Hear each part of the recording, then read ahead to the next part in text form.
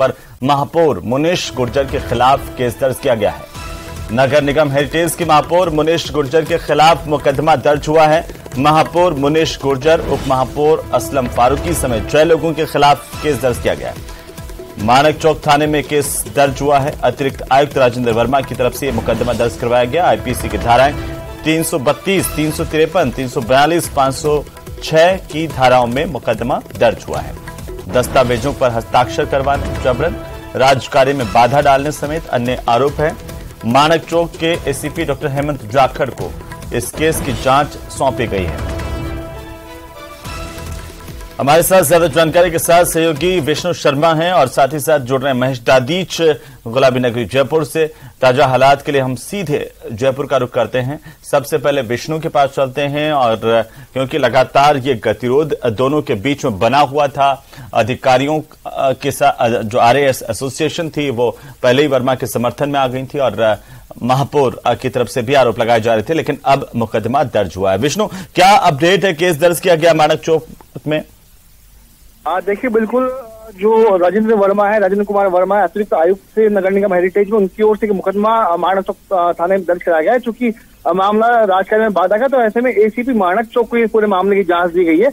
लेकिन अब पूरे मामले में जो आरोपी बनाया गया है वो महापौर मुनीश गुर्जर, उसके अलावा जो असलम फारूकी उप महापौर और अन्य करीब 1 दर्जन पार्षदों को इस मुकदमे में आरोपी बनाया गया है। लेकिन नामजद जो है वो 2 उप महापौर और महापौर को किया गया है और पूरे मामले की तफ्तीश जो है वो एसीपी हेमंत जाखड़ ने शुरू कर दी है। सबसे पहले जो आने वाले दिनों में जो अतिरिक्त आयुक्त हैं नगर निगम के राजेंद्र कुमार वर्मा, उनके बयान लिए जाएंगे। बयान के बाद में जो वीडियो फुटेज, जो सबूत, जो तथ्य उपलब्ध कराएंगे, उसके आधार पर जांच आगे बढ़ेगी और आने वाले वक्त में हो सकता है कि मुनीश गुर्जर की ओर से भी कोई प्रतिक्रिया सामने आए। लेकिन अब पूरे मामले में 1 दर्जन उप महापौर, महापौर सहित करीब 1 दर्जन पार्षदों के खिलाफ ये मुकदमा मानक चौक थाने में दर्ज हुआ। बिल्कुल विष्णु, बने रहिए, मैं आता हूं आपके पास में वापस से। महेश दादीच हमारे सहयोगी हमारे साथ जुड़ चुके हैं। महेश, जो गतिरोध 16 जून से चल रहा था निगम हेरिटेज में पार्षदों और महापौर के बीच में, वो तो अब बढ़ता जा रहा है, केस दर्ज हो गया है।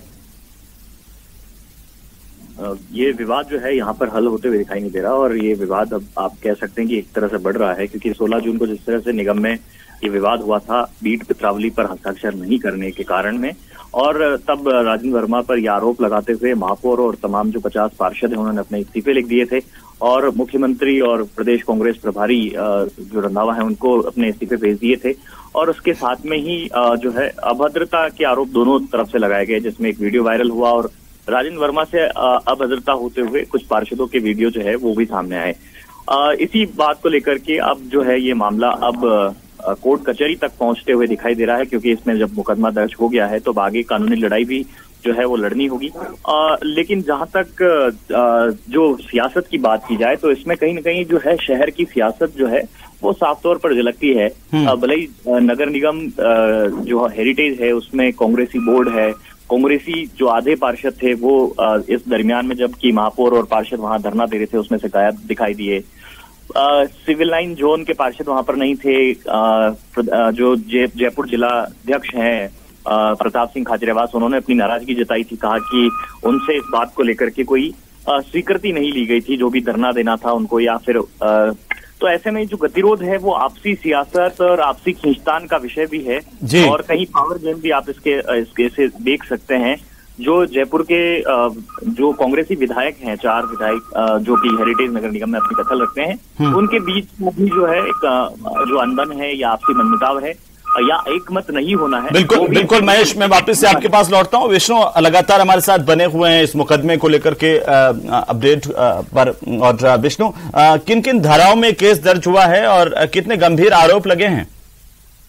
ये जो मुकदमा दर्ज हुआ है उसमें सबसे पहले राजकार्य में बाधा यानी 332, 353 है जो मुख्य धारा है, जिसमें राजकार्य में बाधा उत्पन्न करने का आरोप अतिरिक्त आयुक्त की ओर से लगाया गया है। वहीं पर अब चूंकि पूरे मामले की जांच चूंकि एसीपी स्तर के अधिकारी को सौंपी है, ऐसे में माना जा रहा है कि शायद दलित सूचक जो शब्द है उनका उपयोग भी यानी उनके आरोप भी संभवतः मुकदमे के अंदर है। चूंकि इसी इसीलिए शायद संभवतः इस पूरे मामले की जांच एसीपी माणक चौक को सौंपी है, क्योंकि पहले भी लगातार ये आरोप अतिरिक्त आयुक्त राजेंद्र वर्मा की ओर से थे कि उनको महापौर, उप महापौर, अन्य जो पार्षद थे वो दलित सूचक शब्दों के साथ में ये संबोधित कर रहे थे, उनका अपमान किया जा रहा था, और इसीलिए इस मुकदमे में ये आरोप भी लगाए गए। इसीलिए ये जांच एसीपी स्तर के अधिकारी को क्या विष्णु, क्या इसके अंदर जो एट्रोसिटी एक्ट की धाराएं भी जोड़ी गई हैं? देखिए, बिल्कुल एसीपी स्तर के अधिकारी को जांच देने का मतलब ही यही है कि इस तरह के आरोप जो है मुकदमे में अतिरिक्त आयुक्त की ओर से लगाए गए हैं, और पहले भी आरोप इनकी ओर से था कि महापौर और तमाम जो पार्षद हैं वो दलित सूचक शब्दों का संबोधित कर रहे थे, और इसीलिए ये जांच एसीपी स्तर के अधिकारी को सौंपी गई है। जी चलिए विष्णु, बहुत शुक्रिया तमाम जानकारी के लिए। महेश, आपका भी बहुत शुक्रिया हमारे साथ जुड़े और तमाम जानकारी आपसे लेते रहेंगे, नजर बनाए रखिए। बहरहाल जो निगम की लड़ाई है वो अब बढ़ती जा रही है। महापौर मुनीश गुर्जर और जो अतिरिक्त आयुक्त है उनके बीच में, और अतिरिक्त आयुक्त की तरफ से यह मुकदमा माणक चौक में दर्ज किया गया है।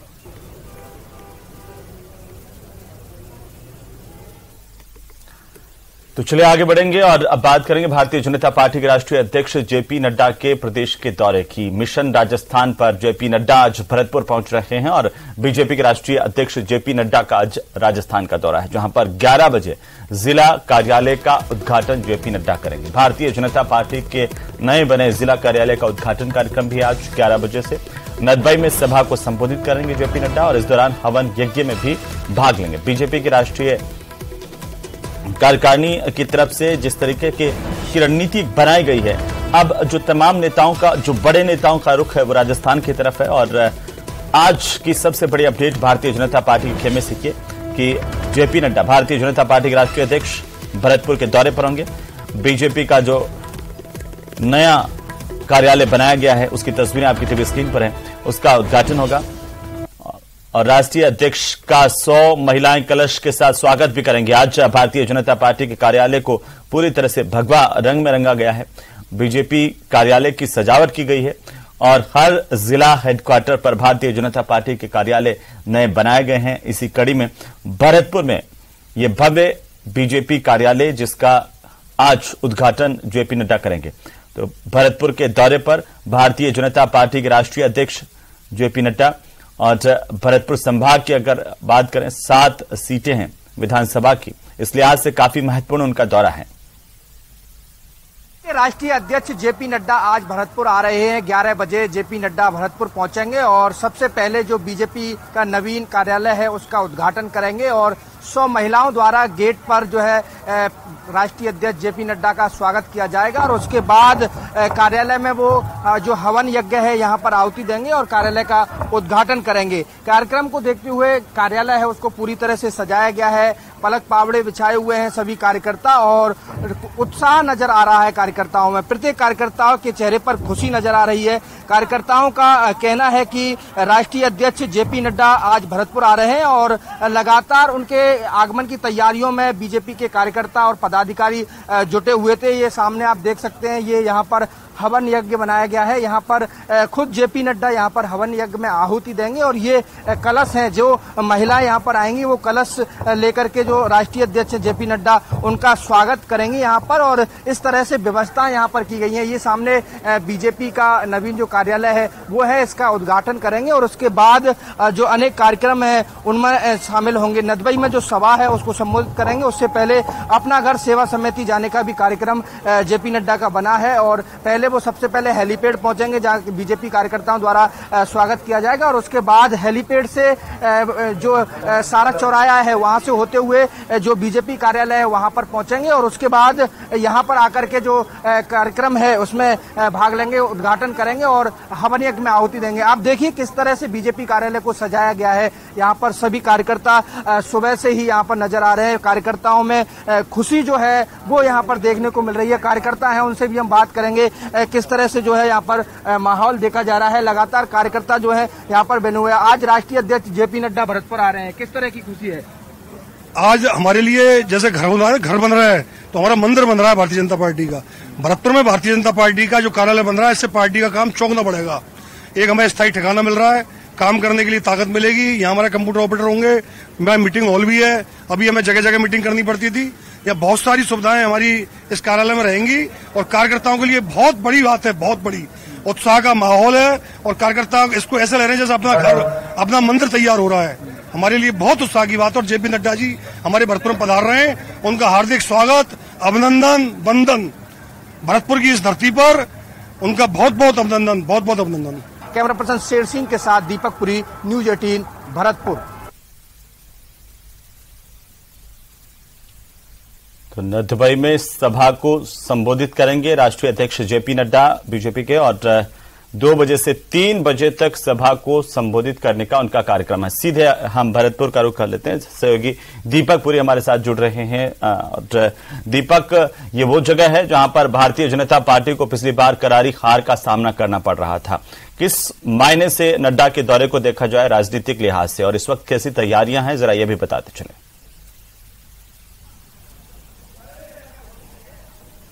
देखिए हेमंत, राजनीतिक लिहाज से देखा जाए तो जेपी नड्डा का दौरा अहम माना जा रहा है और लगातार जो यहाँ के कार्यकर्ता हैं वो इस दौरे को लेकर के लंबे समय से तैयारियों में जुटे हुए थे। हर विधानसभा स्तर पर पीले चावल बांटे गए थे और ज्यादा से ज्यादा लोगों को बुलाने की यहाँ पर जो कोशिश है वो की गई थी। और राष्ट्रीय अध्यक्ष जेपी नड्डा 11 बजे हेलीपैड पहुंचेंगे, पुलिस परेड ग्राउंड स्थित हेलीपैड बनाया गया, वहां पहुंचेंगे और वहां से सीधा जो बीजेपी कार्यालय है, जो नवीन भवन बनाया गया है, उसका यहाँ पर उद्घाटन करेंगे और उसके बाद जो हवन यज्ञ हो रहा है उसमें आहुति देंगे। ये देखिए आप किस तरह से बीजेपी कार्यालय को सजाया गया है। पूरा बीजेपी कार्यालय आपको भगवा में नजर आएगा और कार्यकर्ता पूरी तरह पलक फावड़े बिछाए हुए कार्यकर्ता जो हैं वो राष्ट्रीय अध्यक्ष जेपी नड्डा के स्वागत तैयारियों में जुटे हुए हैं। जब जेपी नड्डा यहाँ पहुंचेंगे तो सबसे पहले गेट पर जो 100 महिलाएं हैं वो कलश लेकर के राष्ट्रीय अध्यक्ष का स्वागत करेंगे और उसके बाद राष्ट्रीय अध्यक्ष अंदर जो कार्यालय है सामने उसका उद्घाटन करेंगे और उसके बाद यहाँ पर एक जो कार्यकर्ता है उनको संबोधित भी करेंगे। ये सामने मंच बनाया है, आप देख सकते हैं, ये मंच है जहां पर लोगों के पहुंचने का सिलसिला लगातार जारी है। सामने आप तस्वीरें देख सकते हैं कि मंच पर जो कुर्सियां लगाई गई हैं वहां पर जेपी नड्डा और प्रदेश स्तर के जो पदाधिकारी हैं वो बैठेंगे। यहाँ के जो जिलाध्यक्ष है, सांसद हैं और अन्य पदाधिकारी हैं वो भी मंच पर उपस्थित रहेंगे और काफी संख्या में लोग यहाँ पर पहुंच रहे हैं। यहाँ कार्यक्रम के बाद जो राष्ट्रीय अध्यक्ष जेपी नड्डा है वो नदबई पहुंचेंगे। नदबई में जो सभा है उस सभा को संबोधित करेंगे और 2 बजे नदबई पहुंचने का कार्यक्रम है। 1:45 पर यहाँ से हेलीकॉप्टर द्वारा वो नदबई पहुंचेंगे और उसके बाद वहां पर सभा को संबोधित करेंगे। आप देखो ठीक सामने ये मंच है जो मंच बनाया गया है। इस मंच पर प्रदेश स्तर के पदाधिकारी, प्रदेश अध्यक्ष और जो अन्य नेता है वो राष्ट्रीय अध्यक्ष जेपी नड्डा के साथ मौजूद रहेंगे और इसके पीछे जो है यहाँ पर कार्यकर्ताओं के बैठने की व्यवस्था की गई है। महिलाओं के हाथ में जो बीजेपी का जो बैनर है वो नजर आ रहा है और काफी संख्या में महिलाएं ज्यादा नजर आ रही हैं। पुरुषों के बजाय महिलाओं की जो संख्या है वो यहाँ पर ज्यादा नजर आ रही है। सभी महिलाएं यहाँ पर बैठी हुई हैं। साफ तौर पर कहा जा सकता है कि जिस तरह से तैयारी की गई थी उस तैयारियों को लेकर के लोगों में खासा उत्साह जो है वो नजर आ रहा है। कल जो महिलाएं हैं उनसे बात करेंगे। कहाँ से आई हैं आप? अटलमन से। किस तरह से तैयारी जो है की गई, क्या लग रहा है? राष्ट्रीय अध्यक्ष आ रहे हैं, आप खुशी है आपको? तो देखिए जो महिलाएं हैं उनमें भी खुशी यहाँ पर दिखाई दे रही है और यहाँ पर बीजेपी के जो जिला अध्यक्ष हैं वो यहाँ पर पहुंचे हुए हैं और अन्य बीजेपी के कार्यकर्ता है। किस तरह से खुशी नजर आ रही है? राष्ट्रीय अध्यक्ष आ रहे हैं आज, बहुत खुशी है। भरतपुर का विकास होगा, अच्छी खुशी है। खुशी इनको नजर आ रही है और हर प्रत्येक कार्यकर्ता के चेहरे पर खुशी नजर आ रही है। सांसद रंजिता कोली भी यहाँ मौजूद है, इनसे बात करेंगे। राष्ट्रीय अध्यक्ष जेपी नड्डा कुछ समय बाद भरतपुर पहुंचेंगे। तैयारियों को अंतिम रूप शाम को दे दिया गया था। किस तरह से तैयारी की गई है, क्या क्या व्यवस्थाएं की गई है? देश की सबसे बड़ी पार्टी भारतीय जनता पार्टी के राष्ट्रीय अध्यक्ष श्री जेपी नड्डा जी हमारे बीच में आ रहे हैं। महाराजा सूरजमल की पावन भूमि पर हम सभी कार्यकर्ता जोश और शोर से और कार्यकर्ताओं के साथ पूरी जनता में जो खुशी का माहौल है, तो सबका माहौल है। ये देखने को आप भी देख रहे हो कि सबके मुंह पर किस तरीके से एक खुशी की लहर छा रही है। तो हम लोग सभी स्वागत के लिए यहाँ पर खड़े हुए हैं, पूरी जनता उनका भव्य स्वागत करने के लिए। और भी कार्यकर्ता यहाँ मौजूद हैं जो आए हुए हैं, उनसे बात करेंगे। राष्ट्रीय अध्यक्ष जेपी नड्डा आज भरतपुर आ रहे हैं, बीजेपी कार्यालय का उद्घाटन करेंगे। लगातार आप तैयारियों में जुटे हुए थे, किस अच्छी खुशी की बात है। नड्डा जी आ रहे हैं तो उनके स्वागत के लिए पूरा भरतपुर जिला यहाँ सम्मान के लिए तैयार है और उनका बहुत भारी जोश से स्वागत किया जाएगा। और उनके जो कार्यकाल है पूरे 9 साल का, उससे जनता बहुत खुश है। सभा को संबोधित करेंगे और इस कार्यालय का विधिवत उद्घाटन करेंगे।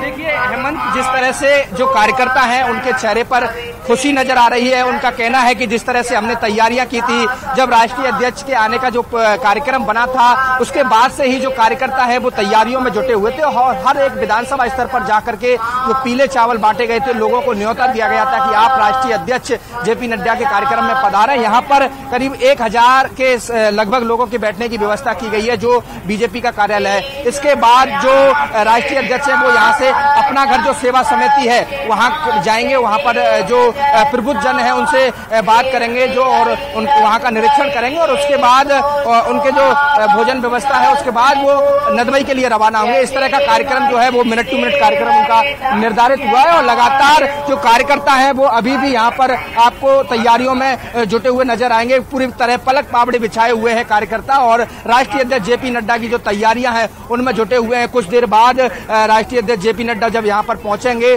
तो कार्यकर्ता जो है उनके द्वारा पूरी तरह से जोश के साथ उनका स्वागत किया जाएगा। पूरे बीजेपी कार्यालय को भगवा में किया गया है। यहाँ पर बीजेपी के जो झंडे हैं वो नजर आएंगे। पूरी तरह भगवा टेंट यहाँ पर लगाया गया है। इस तरह से इसको सजाया गया है और काफी जोश जो है वो कार्यकर्ताओं में नजर आ रहा है। लेकिन सबसे बड़ी बात जो है वो हेमंत, एक बात यहाँ पर देखने को मिल रही है कि जिस तरह से महिला शक्ति पर जोर दिया जाता है, बीजेपी हमेशा महिला सशक्तिकरण की बात करती है, तो आज वही देखने को मिल रहा है। पुरुषों की तादाद में पुरुष कम नजर आ रहे हैं लेकिन महिलाएं यहाँ पर ज्यादा नजर आ रही हैं। आप देखिए महिलाएं सुबह से ही यहाँ पर आई हुई हैं और महिलाएं बैठी हुई हैं। एक कतार महिलाओं के लिए अलग से बनाई गई है और एक पुरुषों के लिए बनाई गई है, लेकिन पुरुषों की संख्या अभी कम है, लगातार पहुंच रहे हैं, लेकिन महिलाएं सुबह से ही पहुंच चुकी हैं और लगातार यहाँ पर जो है बीजेपी के जो नेता हैं उनके जिंदाबाद के नारे यहाँ पर महिलाओं द्वारा लगाए जा रहे हैं। उनका कहना है कि हम लंबे समय से इंतजार कर रहे थे कि राष्ट्रीय अध्यक्ष जेपी नड्डा यहाँ पर आएंगे और उनके स्वागत तैयारी को लेकर के खासा उत्साह जो इनमें है वो नजर आ रहा है और यही देखने को मिल रहा है। लगातार तैयारियां जो है वो की गई हैं। दीपक, पिछली बार के विधानसभा चुनाव के जो नतीजे हैं वो भारतीय जनता पार्टी के लिए यहाँ से उत्साहजनक नहीं रहे हैं और यही वजह शायद कि बीजेपी अब भरतपुर पर भी उन सीटों पर खासतौर पर फोकस कर रही है जहां पर बीजेपी की स्थिति पिछली बार विधानसभा के चुनाव के दौरान कमजोर थी और जेपी नड्डा के दौरा महत्वपूर्ण साबित होगा। फिलहाल अपडेट हम आपसे लेते रहेंगे। बहुत शुक्रिया तमाम जानकारी के लिए, नजर बनाए रखिए। और जेपी नड्डा के दौरे को लेकर तमाम तैयारियां पूरी हो चुकी हैं और भारतीय जनता पार्टी के कार्यकर्ता इस बात के इंतजार में, बीजेपी को भी इंतजार है कि आखिरकार यहां से कमल खिल पाएगा इस बार। अगली बड़ी खबर जयपुर से, जहां पर गहलोत कैबिनेट की आज बैठक होनी है। आज शाम को 5 बजे सीएमआर में मुख्यमंत्री अशोक गहलोत ये बैठक लेंगे। कई महत्वपूर्ण एजेंडों पर चर्चा होगी। मंत्रियों से सरकारी योजनाओं का फीडबैक लेंगे सीएम अशोक गहलोत और कई महत्वपूर्ण एजेंडे इस बैठक का हिस्सा बनेंगे। कैबिनेट कई महत्वपूर्ण फैसले ले सकती है। साथ ही साथ मुख्यमंत्री अशोक गहलोत लगातार प्रदेश के दौरे करते रहे हैं और इस लिहाज से जो सरकार की लोक कल्याणकारी योजनाएं हैं उनका भी मंत्रियों से फीडबैक लेंगे। तो आज गहलोत कैबिनेट की बैठक है। ज्यादा जानकारी के साथ सहयोगी बाबूलाल धायल हमारे साथ जुड़ चुके हैं। बाबूलाल, ये कैबिनेट की बैठक आज होने जा रही है, क्या महत्वपूर्ण फैसले आज कैबिनेट ले सकती है? देखिए, मंत्रिपरिषद की बैठक है, तमाम मंत्रियों को बुलाया है और जो भी मंत्री बाहर हैं सब जयपुर पहुंच रहे हैं। कल ही मैसेज कन्वे कर दिया गया था सरकार की ओर से।